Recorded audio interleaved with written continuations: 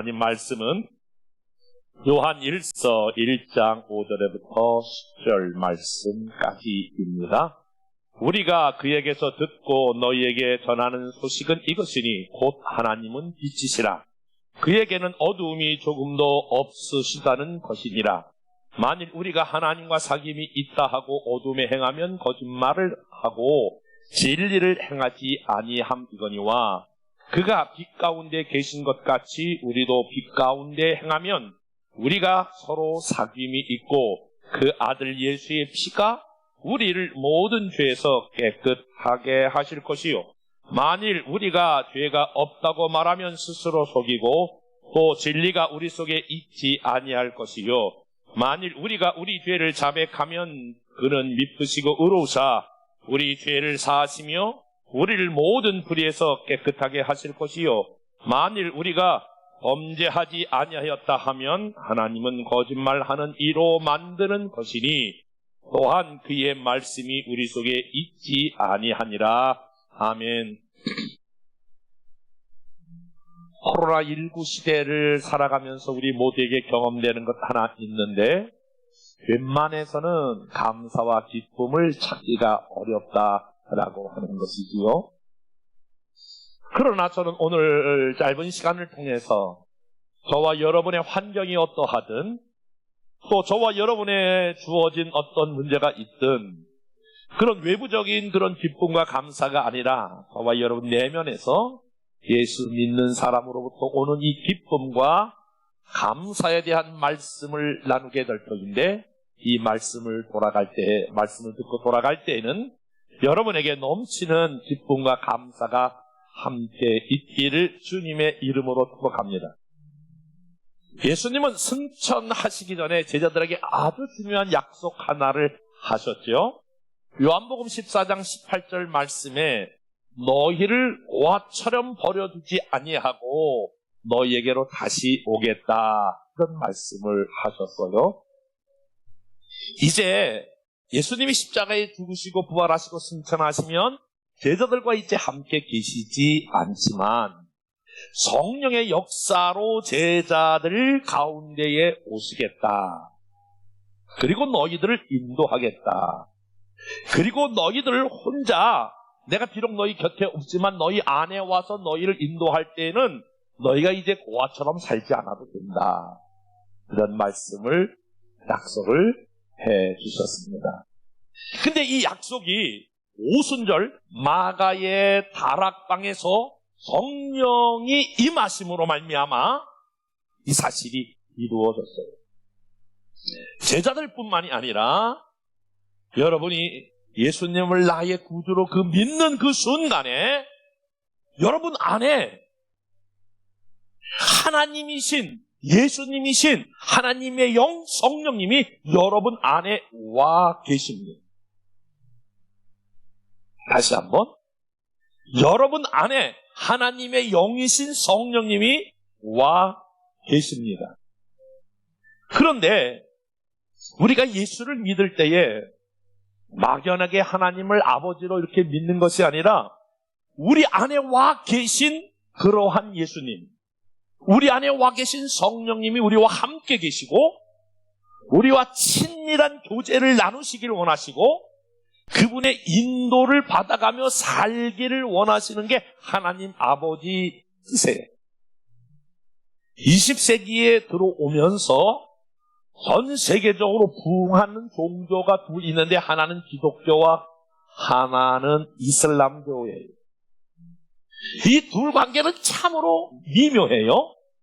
기독교의 발흥지라고 말하는 유럽에서도 지금 더 이상 유럽은 기독교 국가라고 할 수 없을 만큼 이슬람이 확산되고 있어요.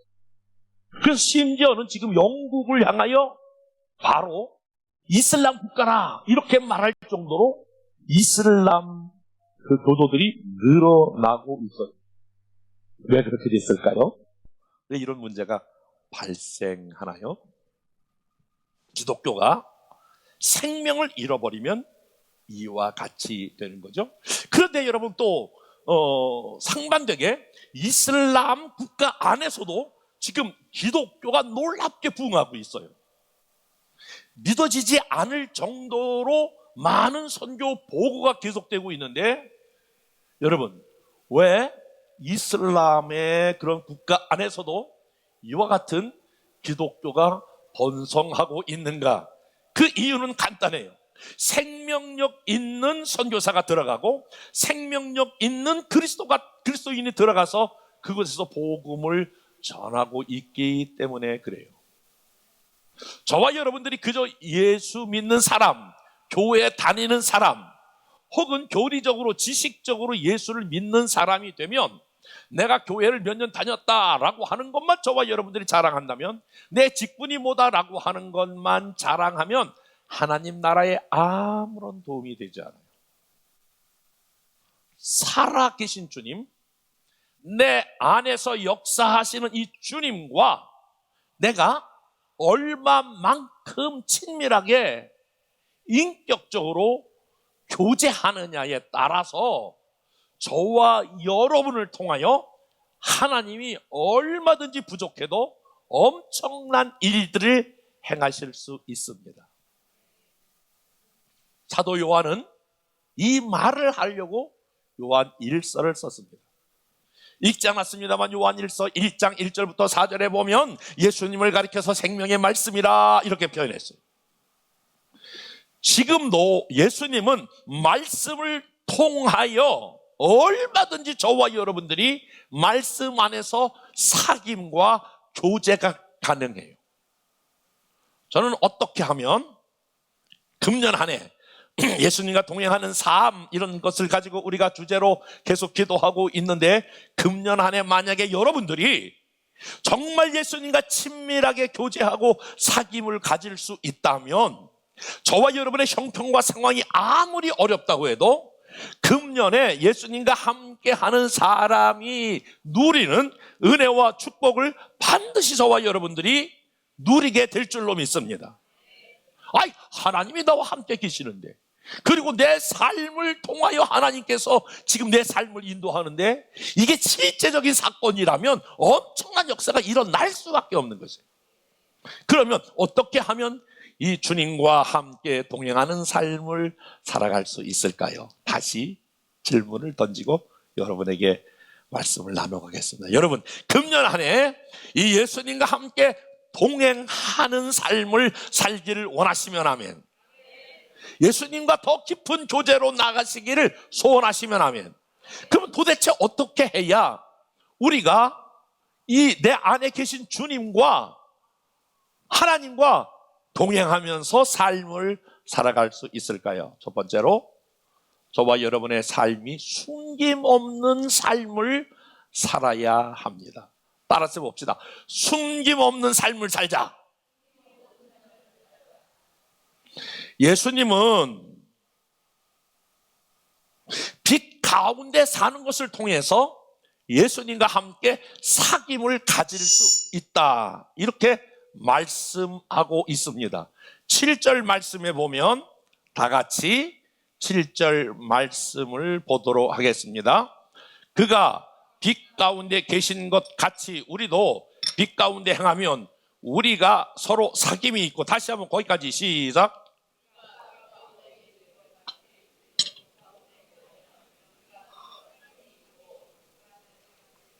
예, 하나님이 빛인데 이 빛 가운데서 우리가 행하게 되면, 죄송해요, 한번 따라서 해볼까요? 빛 가운데서 행하자. 그러니까 하나님이 빛인데 빛 가운데서 행하게 되면 하나님과 나 사이에 사귐이 있다는 거예요. 친밀해진다는 거예요. 하나님과 나와 교제가 일어난다라고 하는 거예요. 우리가 신앙생활 하게 될 때에 바로 살아계신 주님과 친밀한 교제가 일어나면 그것이 바로 빛 가운데로 행하게 된다라고 하는 거예요. 그러면 빛 가운데로 행한다라고 하는 말이 무슨 말일까? 빛 가운데 행한다라는 말은 죄를 짓지 않는다 이런 말이 아니에요. 죄를 덜 짓는다 이런 말도 아니에요. 빛 가운데로 행하게 되면 하나님과 사귐이 있다 그랬는데, 빛 가운데로 행한다라고 하는 말은 바로 오늘 어떻게 사는 것을 의미합니다. 만약에 빛 가운데 사는 것이 죄를 짓는 것이 아니라면 7절 후반절에 그 아들 예수의 피가 우리를 모든 죄에서 깨끗하게 하실 것이요. 그러니까 깨끗하게 하신다라고 하는 말은 지금 죄가 있다는 거예요. 죄가 없으면 깨끗게 하실 필요가 없다, 그런 말이죠. 역설적으로 말하면 그러는데, 그러니까 우리가 빛 가운데 행한다라고 하는 말은 내가 가지고 있는 허물과 죄악을 드러내는 거예요. 여러분, 오늘 이 말씀 꼭 중요한 말씀이에요. 내가 빛 가운데로 행한다라고 하는 말은 내 안에 있는 죄악과 허물을 하나님 앞에서 드러내는 것을 의미합니다. 문제가 있는 그대로 저와 여러분들이 하나님 앞에 허물과 죄가 있는 그대로를 가지고 나가서 하나님 앞에 다 드러내는 것입니다. 만약에 이것이 싫은 사람은 늘 어둠 가운데에 있게 되는 것입니다. 빛 가운데 산다라고 하는 말이 죄를 졌느냐 안 졌느냐, 얼만큼 죄를 졌느냐, 이런 것들을 무게를 따지는 것이 아니라 정말로 우리가 하나님 앞에서 내 죄를 드러냈느냐 내지 않았느냐라고 하는 것입니다. 다시 한번 여러분 질문해 볼게요. 금년에 우리 예수님과 동행하시기를 원하시면 아멘. 우리 주님과 친밀한 교제가 이루어지기를 소원하시면 아멘. 그러면 여러분, 저와 여러분이 한 가지 결단하셔야 합니다. 저와 여러분들이 한 가지를 명확하게 하셔야 이 주님과 함께 교제할 수 있고 이 주님의 도움을 받을 수 있는데, 이 하나님 앞에서 저와 여러분의 죄를 드러낼 그러한 각오를 하고 결단을 해야 저와 여러분이 우리 하나님과 함께 고백한 대로 저와 여러분이 하나님과 함께 동행할 수 있다라고 하는 것입니다. 이제 나는 마음 안에 있는 내 죄와 내 허물을 더 이상 숨기지 아니하고 더 이상 감추지 아니하고 하나님 앞에 드러내야 되겠다. 만약에 이렇게 내 죄를 드러내면, 이 말을 다른 말로 말하면 이렇게 내 죄를 고백하면, 또 다른 표현으로 말하면 이 죄를 자백하면, 8절 이렇게 시작하죠. 만일 우리가 죄가 9절, 만일 우리가 우리 죄를 자백하면, 따라서 봅시다. 우리 죄를 자백하면, 자백한다라고 하는 말이 무슨 말일까요? 맞아요, 내가 그런 죄 졌어요. 자기 스스로 고백하는 거죠. 만약에 저와 여러분 안에 있는 죄를 하나님 앞에 자백한다면 저는 미쁘시고 의로우사 우리의 모든 죄를 사하실 것이요 우리의 모든 죄를 불의해서 깨끗게 하실 것이니라. 그러니까 저와 여러분이 빛 대신 하나님 앞에서 우리의 죄를 자백하는 것이, 그래야 우리가 드디어 이제 죄를 자백하고 빛 가운데 계신 우리 하나님과 교제가 시작된다라고 하는 거예요. 왜냐하면 하나님은 빛이기 때문에 우리의 자신의 어두움이 있으면 어두움과 함께 빛이 공존할 수 없기 때문에 그렇습니다. 그러므로 사귐을 가지려면 빛 가운데로 나오셔야 합니다. 나올 때에 그냥 빛 가운데 나오는 것이 아니라 이게 내 어둠이에요, 이게 내 죄예요, 이렇게 자신의 모습을 하나님 앞에 드러내야 된다라고 하는 거예요. 그러므로 하나님 앞에 선 사람, 빛 앞에 선 사람은 동일한 고백이 하나 있어요. 성경의 역사가 그렇게 말하고 있고, 기독교의 역사에서 빛 앞에 선 사람, 하나님 앞에 선 사람은 모든 사람이 공통적인 고백 하나 있어요. 이게 만약에 없는 사람은 빛 앞에, 하나님 앞에 서지 않는 사람을 의미해요. 그게 뭔지 아세요? 이사야도 그랬고, 베드로도 그랬고, 저도 그랬고, 여러분 다 마찬가지. 빛 가운데에 선 사람의 특징, 특징은 하나님, 나는 죄인입니다. 이사야도 하나님 앞에 섰을 때에 하나님, 나는 죄인입니다. 나는 입술이 부정한 사람입니다. 베드로도 하나님을 본 순간에 주여, 나를 떠나소서, 나는 죄인입니다. 그렇게 고백하는 거거든요. 예수님을 제대로 믿는 사람이라면 틀림없이 내가 얼마나 죄가 많은 사람인가, 내가 얼마나 죄인인지를 고백하는 사람입니다. 그런데 예수님을 믿는다고 하지만 도대체 그 사람 속을 모르는 사람이 있어요. 자신을 전혀 드러내지 않기 때문에 도대체 그 사람이 어떤 삶을 사는지 알 수가 없어요. 이런 사람은 어둠 속에 사는 사람입니다. 내가 빛 가운데 사는 사람인지 어둠 속에 사는 사람인지, 죄를 더 많이 짓는지 적게 짓는지 판단하는 것이 아닙니다. 나에 대해서 주변 사람이 잘 알고 있다면 나는 빛 가운데 사는 것입니다.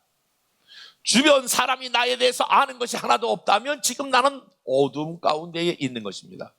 여러분, 누가복음 18장에 보면 잘 아는 대로 바리새인과 세리의 기도가 나오지요. 누가복음 18장 11절부터 12절에 보면 바리새인의 기도가 이렇습니다. 하나님, 나는 다른 사람하고 다르게 살았습니다. 특별히 저 죄인 세리하고는 나는 전혀 다른 삶을 살았습니다. 나는 다른 사람 것을 토색하거나 불의하거나 간음하는 자들과 나는 전혀 그와 상관없는 삶을 살았습니다. 특별히 여기 앉아있는 저 세리하고는 나는 질적으로 다른 삶을 살았습니다. 그렇게 산 것에 대해서 내가 감사합니다. 나는 일주일에 2번씩 금식하고 나는 하나님께서 주신 소득의 11조를 드립니다. 그렇게 기도하거든요. 그런데 세리는 감히 하나님을 쳐다보지도 못하고 얼굴을 땅에 묻으면서 누가복음 18장 13절에 보니까 하나님이여, 나를 불쌍히 여기소서, 나는 죄인이로소이다. 여러분,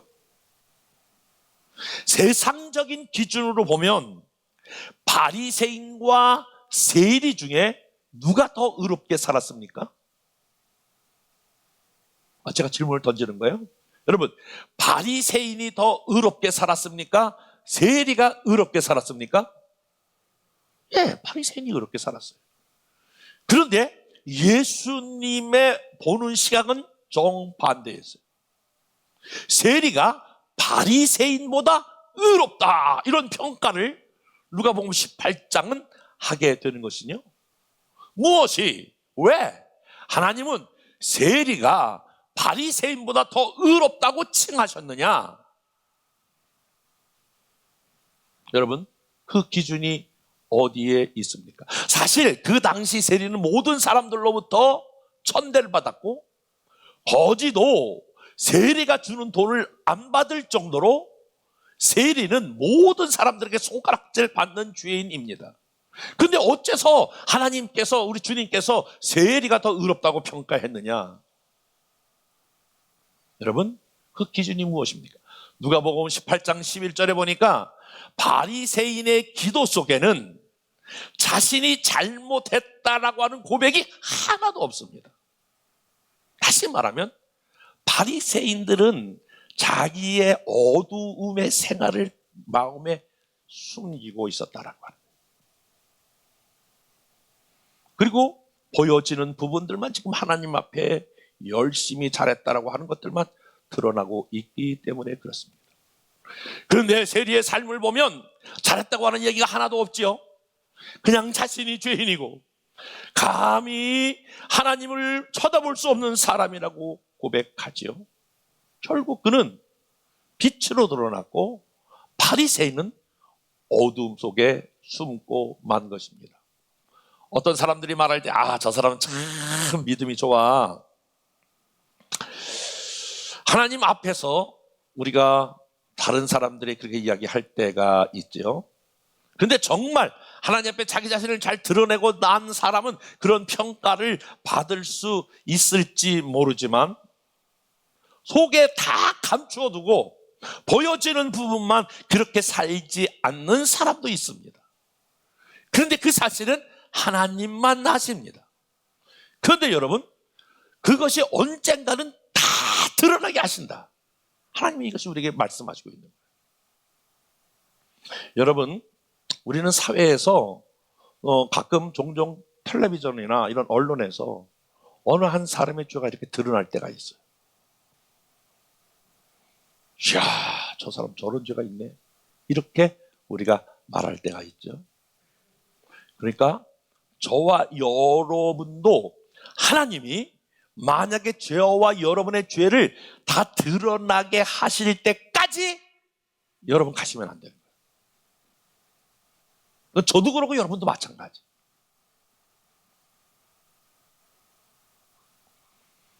그렇기 때문에 우리는 늘 하나님 앞에 우리의 죄가 다 드러나기 전에, 공개적으로 드러나기 전에 하나님 앞에 우리가 우리 죄를 가지고, 우리 허물을 가지고 하나님 앞에 나아가 죄를 드러내야 한다라고 하는 거예요.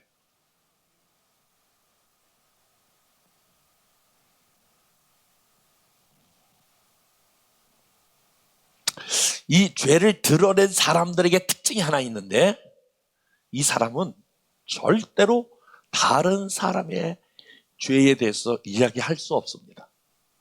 다른 사람의 죄를 정죄할 수 없습니다. 아니, 하나님 앞에서 내 죄가 드러나서 지금 내 죄를 보고 있는데,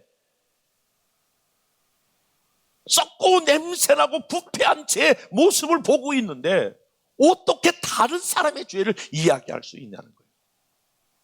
그런데 내 죄를 보지 않는 사람들의 특징은 뭐냐면, 자기 죄는 지금 모르니까, 드러나지 않았으니까, 감춰뒀으니까 안 보이지만 드러난 사람들의 죄를 정죄하는 자리로 나가게 된다라고 하는 거예요. 여러분, 우리는 다 알잖아요. 예수님이 누구 때문에 십자가를 지셨다고요? 쟤 때문에? 이쪽 때문에? 우리는 그렇게 고백하지 않잖아요. 예수님이 나 때문에 십자가를 지셨다고 고백하시면 하면, 예수님이 십자가에 달려서 6시간이나 물과 피를 다 쏟으시고 그 창에 맞으시고 피 흘려 한 방울도 남김없이 피를 흘릴 만큼, 그만큼 저와 여러분의 죄가 엄중하다는 거예요. 이거 뭐 대충 채찍에 몇 대 맞고 그 값이 사해지는 정도가 아니라, 피 조금 흘려가지고 예수님이 저와 여러분의 죄를 사할 만큼, 그만큼 죄가 가볍지가 않다는 거예요. 누구의 죄가? 내 죄가. 누구의 죄가? 당신의 죄가 가볍지가 않다는 거예요. 심히 부패한 게 사람의 마음이라. 주님이 그렇게 죽으시지 않으시면 죄가 사함받을 수 없기에 예수님은 십자가에 달려 죽으실 수밖에 없었다라고 하는 거예요. 내 죄가 이만큼 큰데 우리가 다른 사람의 죄에서 어떻게 정죄할 수 있느냐라고 하는 거예요. 에휴, 나도 잘못했지만 쟤는 더 잘못했어요. 이렇게 양비론으로 이야기할 수 없다라고 하는 거예요. 누가복음 15장에 여러분 잘 아는 대로 탕자의 비유가 나오죠. 작은 아들이 유산을 받아 가지고 나아가 허랑방탕하여 다 탕진하고 나중에 아버지께 돌아오잖아요. 아버지께 돌아와서 이렇게 말하죠. 아버지, 내가 아버지의 아들이라고 할 만큼 자격이 없습니다. 나는 이제 아버지의 아들로 아니라 나는 내가 하루 일해서 벌은 내가 품꾼으로 내가 살아갈 테니 아들로 생각하지 말고 품값 조금 주셔서 그거 내 입에 그 풀칠하면서 살아갈 수 있도록 그렇게 해달라고 아버지 앞에 자기가 살아왔던 삶을 누이치고 또 회개하고 그리고 아버지 앞에 나아가죠. 아버지가 그때에 그 아들을 향하여 뭐라고 말하죠? 잔치를 벌이면서 죽었던 내 아들이 돌아왔노라 그러면서 회복을 선언하죠. 문제는 큰 아들이 더 문제이죠. 이렇게 말하죠. 아버지가 잔치를 베푸는 모습을 보면서 아버지, 나는 한 번도 아버지를 떠난 적이 없습니다. 알다시피 나는 모범적인 아들입니다. 아버지 재산도 잘 관리했고요. 그리고 아버지가 원하는 건 내가 다 했습니다. 아니 그런데 집을 나갔다가 아버지 것을 다 탕진한 저 아들 저렇게 잔치를 벌여주면서 아니 손을 잡고 저렇게 잔치를 벌여주면서 나에게는 염소 새끼 한 마리도 잡아주지 않습니까? 그 큰아들이 아주 분내하는 모습이 보이죠? 왜 그랬을까요? 왜 그 큰아들이 작은 아들을 아버지가 해주는 것을 보고 왜 그렇게 격분했을까요? 큰아들은 지금 내가 아버지 앞에 잘못한 것이 없다라고 생각했기 때문이 아닐까요? 그런데 사실은 아버지의 마음을 정말 몰랐던 사람이 누구냐면 큰아들이에요. 아버지를 가장 잘 이해하지 못했던 사람이 바로 큰아들이에요. 나는 아무 잘못이 없다 이렇게 생각만 했지 아버지가 왜 그렇게 작은 아들을 받아주는지에 대한 그 마음을 이해하지 못했다라고 하는 거예요. 왜 그랬을까요?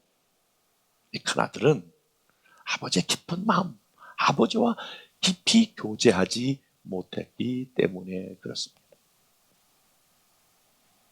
만약에 큰아들에게 너도 잘못해서 이렇게 말한다면 아마 큰아들은 뭐야 내가 이 집에서 이 아버지 재산을 관리하려고 얼마나 심는데 멱살을 잡고 아마 싸웠을 거예요. 다시 말하면 하나님은 우리가 얼마나 많은 죄를 졌느냐 지지 않았냐 여기에 관심이 있는 게 아니야. 얼마나 우리가 하나님 앞에 솔직하게 우리와 죄와 우리의 허물을 고백하느냐가 하나님의 관심이에요. 여러분 한번 생각해 보세요. 내가 정말 하나님 앞에 이거 내 하나님 죄입니다. 하나님 내가 이거 하나님 앞에 허물입니다. 이렇게 고백하고 나온 적이 언제이십니까? 우리는 육신의 옷을 입기 때문에 육신의 그런 하나의 유혹과 충동에서 벗어날 수 없습니다.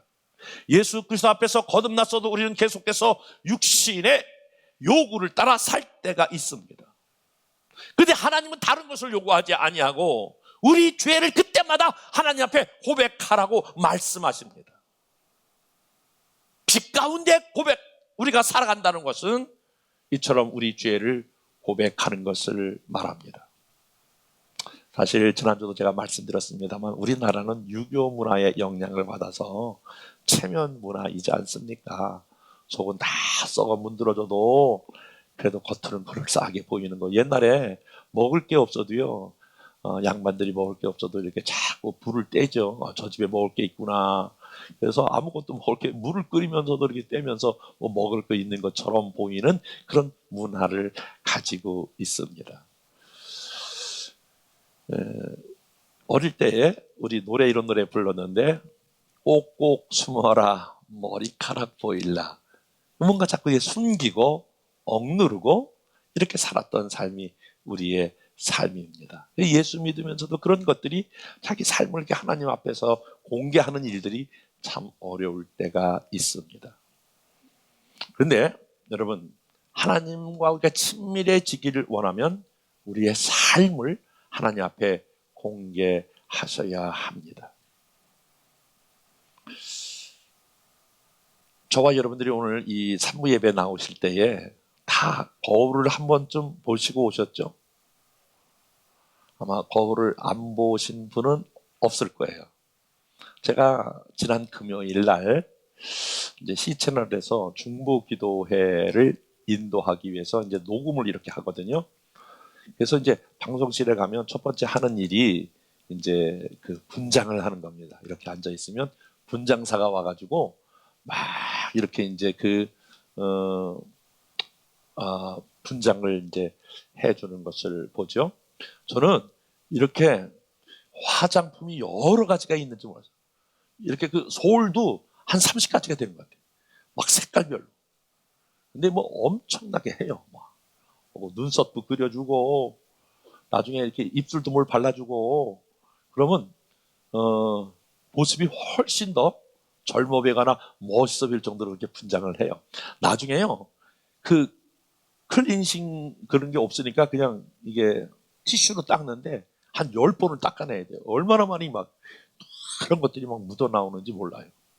근데 제가 너무 피곤해서 이 분장을 하는 동안에 이렇게 졸았거든요. 졸다가 깜빡이게 생각하면서 무슨 생각을 하냐면, 야, 내가 조금 더 화면에 잘 보이기 위해서 이렇게 분장을 하는데 하나님이 내 마음을 보신다면 나는 지금 어떨까?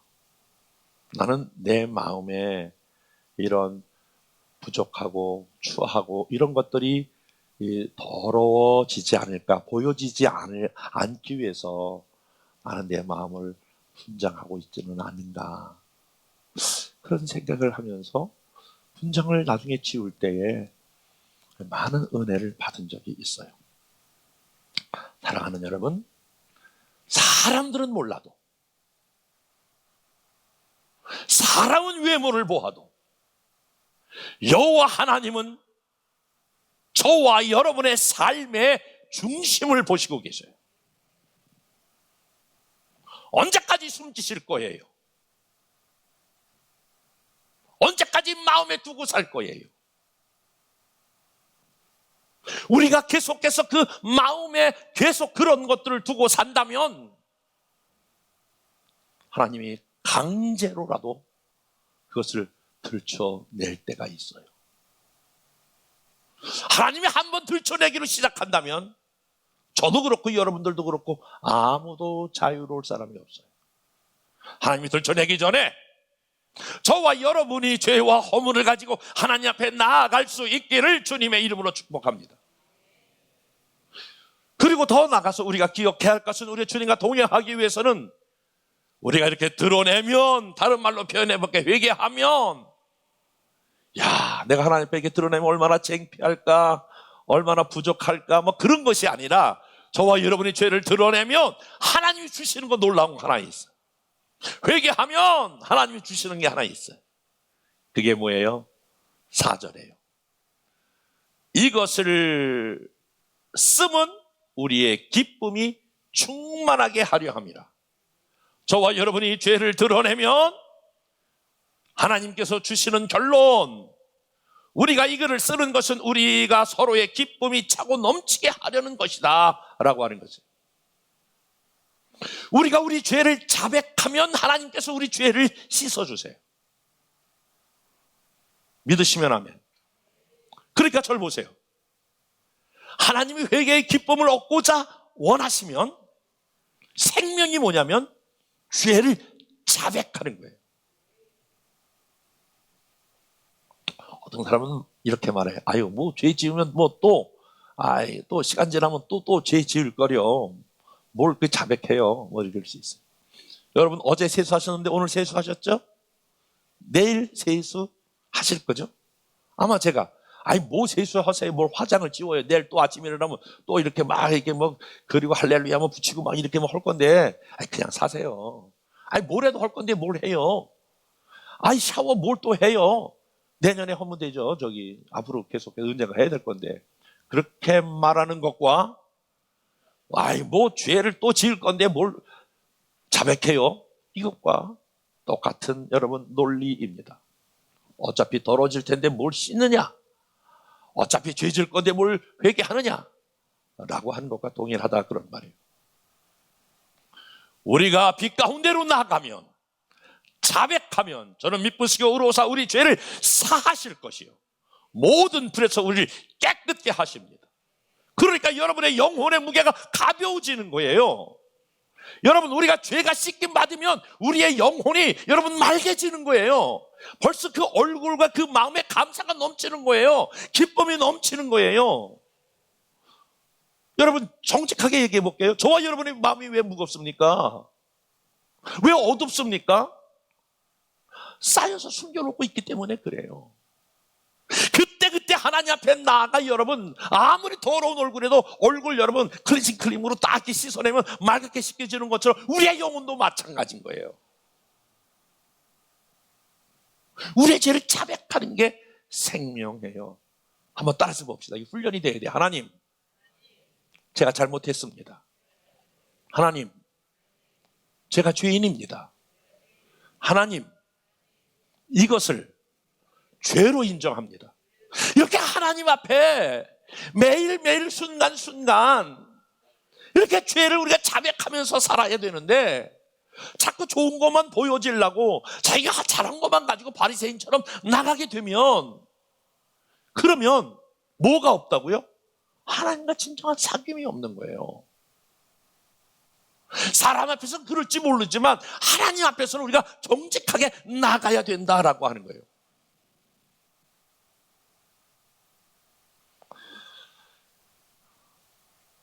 아담과 하와가 선악과를 따먹었죠.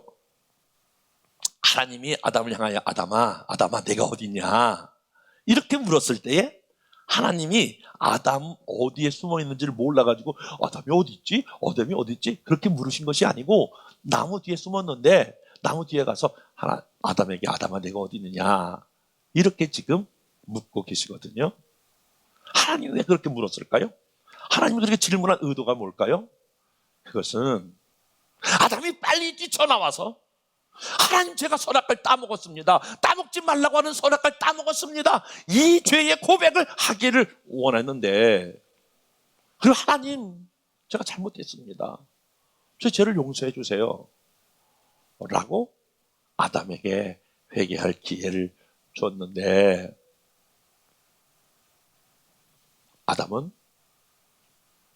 죄를 고백했거나 죄를 인정하거나 그러지 않죠. 아니요, 난 안 따먹으려고 그러는데 아니 하나님이 허락한 그 안에 하와가 따먹으라 그래가지고 내가 따먹었습니다. 이렇게 지금 변명하고 있네. 하와에게 하나님이 하와야 너 왜 내가 따먹지 말라고 하는 그 선악과를 따먹었냐? 아니 나는 안 따먹으려고 그러는데요 하나님 만든 그 뱀이 와서 뱀 때문에 내가 따먹었습니다. 이렇게 여러분 변명하고 있는 것을 보시지 않습니까? 이것이 아담과 하와만 그렇습니까? 여러분 지금 이런 방송에 다 보세요.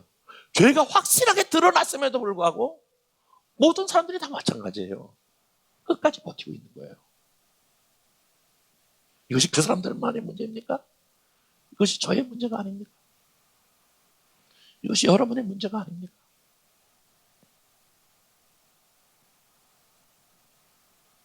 아담은 결국 하와는 그 죄를 인정하거나 죄를 고백하지 않았기 때문에 에덴 동산에서 쫓겨나 버리고 말았습니다. 그리고 하나님의 관계가 끊어진 채 살게 되었습니다. 우리가 입술로 말로 이 고백하는 거 그거 뭐 말로 고백하는 거 누군 못해요. 여러분 그렇게 말하시지만 한번 생각해 보세요. 부부싸움하고 내가 잘못했다고 하는 말이 여러분 쉽게 나오시나요? 어떤 사람하고 갈등을 경험했어요? 내가 잘못했습니다. 이 말이 쉽게 나오냐 그런 말이에요. 모든 문제는 사실은 내가 잘못했다라고 하는 것을 고백하면 그게 쉽게 풀릴 텐데 끝까지 자존심 세우다가 여러분 더 큰 싸움으로 나가고 있지 않습니까? 누가 잘못했다고 이야기해야 됩니까? 여러분 먼저 하는 분이 믿음이 큰 분이에요. 먼저 하는 분이 믿음이 있는 사람이에요. 내가 잘못한 것이 없다라고 생각하는 사람마다 빛 대신 하나님 앞에 나가서야 될 줄로 믿습니다. 에베소 4장 30절 다 같이 한번 읽어볼게요. 시작. 하나님의 성령을 근심하게 하지 말라. 하나님의 성령을 어떻게 하지 말라? 자, 저를 보세요. 설교 좀 맞춰볼게요. 여러분이 예수님을 영접할 때 여러분 안에 성령님이 와 계신 것을 믿으시면 하면. 근데 우리 안에 계신 성령님은 내 편이 아닌 걸 여러분 아셔야 돼요. 이 성령님은 하나님의 영이기 때문에 하나님과 통하셔요. 그분이 하나님이시니까. 그러니까 우리가 하나님 떠나서 죄를 짓게 되면 이 성령이 탄식하셔요. 성령이 그러시면, 얘야, 너 그렇게 하면 안 되잖니. 얘야, 너 더 이상 그 일을 하면 안 돼. 이렇게 가책이 와요.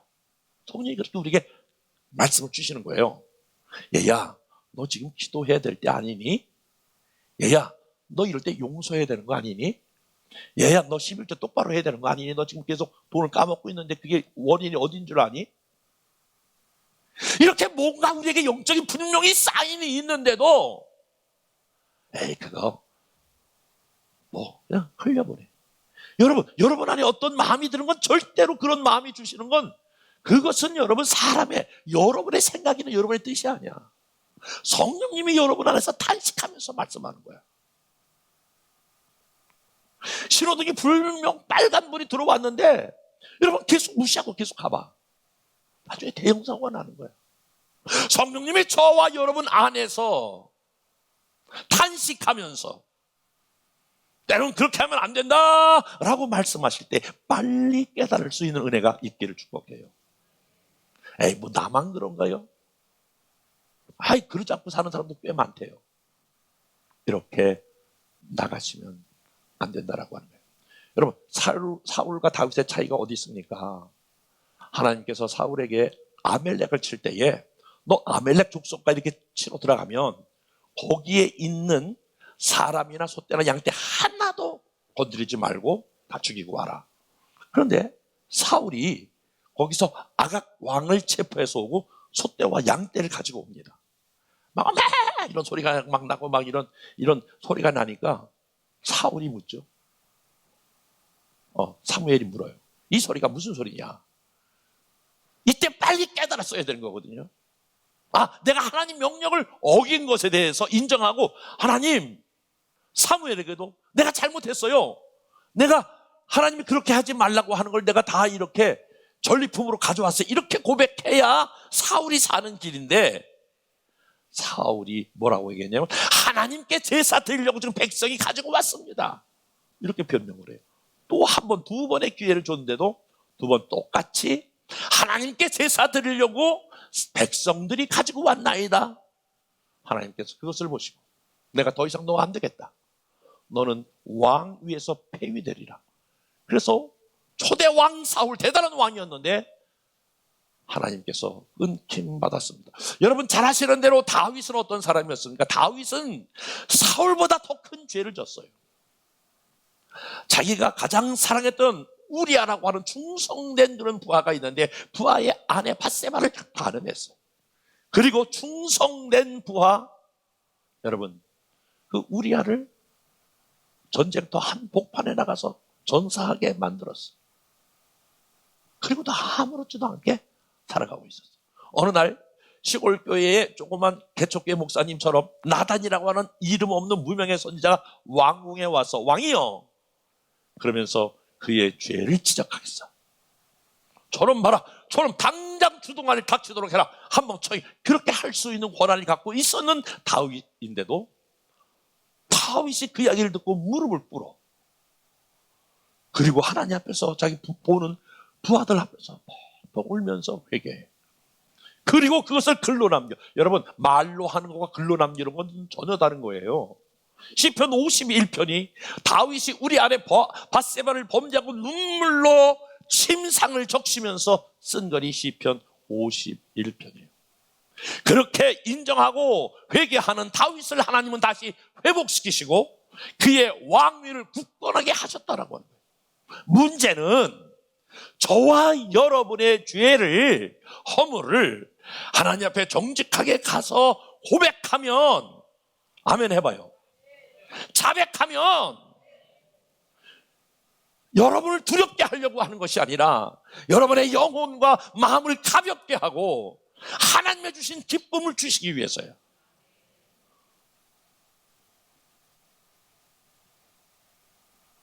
유명한 우리 한경직 목사님이 노벨상과 같은 종교계의 기독교의 상이 있는데 템플템이라고 하는 그 상이 있어요.